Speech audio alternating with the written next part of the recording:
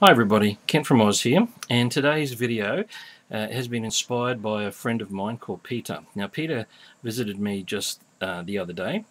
Peter brought over some Filofaxes and Planners that he had actually found from thrift stores and second-hand stores, as we call them in Australia. And I was really interested to see just what type of bargains he actually got. And they're out there, so I thought I'd just highlight them. The idea that you don't have to always buy an expensive brand new planner. There are many planners out there that need good homes, and Peter had mentioned that he had saw Sonia S's YouTube video on thrift store found planners, and big thank you to Sonia. I had a good look at her video and lots of great ideas. So I'm going to continue with that theme and talk about the three planners that Peter brought over to show me today.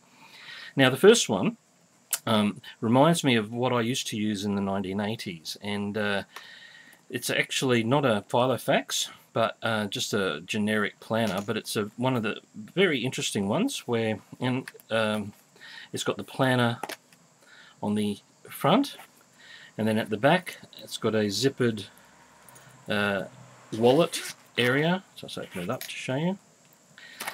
Now I remember using something very similar as a wallet, and in fact it had lots of spacious areas for credit cards and money and lots of receipts and so on. Now this one, Peter has told me, he's written it down, 50 cents, and it looks like it's almost unused. In fact it is. Now the date here is 2001, so it's over 10 years old, but the condition is just almost mint perfect. So I think the investment for 50 cents is well worth it, and it's also got a calculator in the front which works, and lots of different pockets, and of course it's a zippered one, and I guess you can tell its age by the mobile phone slot there. But of course I'm thinking my phone would be way too small for this, but maybe sunglasses, which I'm always losing, or just another area just to carry some valuable things. So this one, it's I'd say you'd call it a pleather, fake leather, but it's looks like it's very hardy. It's got a good carry strap as well, and a great bargain for 50 cents. Now the next one, which is a Filofax, and Peter found this at another store, and this is a mini cross, and it's Italian leather, and although you know it's a bit hard to convey how it feels, but very soft, good quality leather. And of course it's a Filofax, and you can see there's the brand there, very small. And of course I'd say it's also been used just very lightly, and then obviously someone's not needed it, and it's got lots of different pockets and zips. Now this is ideal to use as a wallet. It's got that little long pocket at the back, and I'm thinking, if I remember rightly, that this cost Peter about $4 or $5, so it wasn't really too expensive. I mean, considering that you might pay well up to $60, $70 or more for the same type at the moment. So you've got to look around, and I think that people at thrift stores, some of them will probably not realize the value of these, and it's probably an unusual item that they don't really think they'll sell as a wallet or as a folder, so then they reduce the prices down to quite very cheap. So again, another little bargain.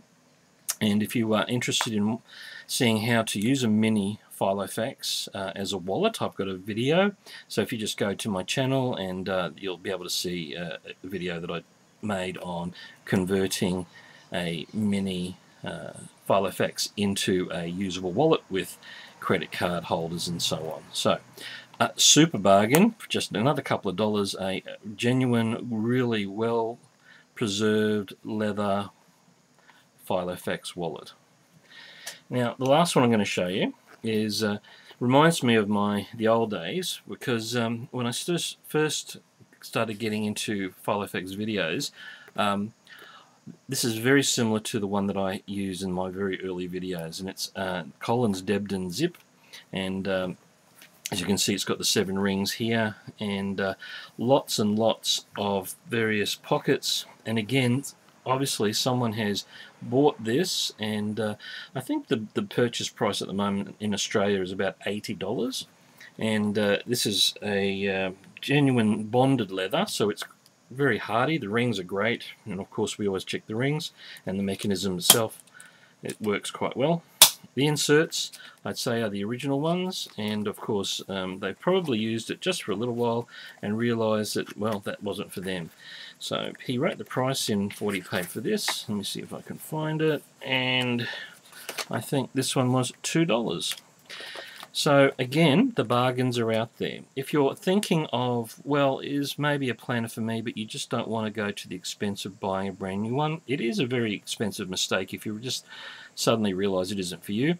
Perhaps this is a great idea. Go and see if you can find them. Now, it's random, of course. It's just you'll have to frequent those shops just to see whether they do have these type of binders, but they do come up quite regularly. And buy it, set it out, and you'll get a bit of an idea. And if you really feel that that's the type of planner you want, or very similar, it will give you a focus then to maybe purchase your more ideal one. I mean, that's the journey that I took as well with these Filofaxes and day planners, and I wasn't really sure about moving into Filofax, and I spent many years using the Collins Debden system, which I really liked, but I think that the quality of Filofax won me over. But all in all, we've got 3 binders from a thrift shop, and I think the whole price would be $6.50 for some really great bargains. So I'll see you around at the thrift stores, because I do look for bargains as well. And thanks for watching. If you want to subscribe to my channel, the details are down below, and also my blog, Filofaxuations.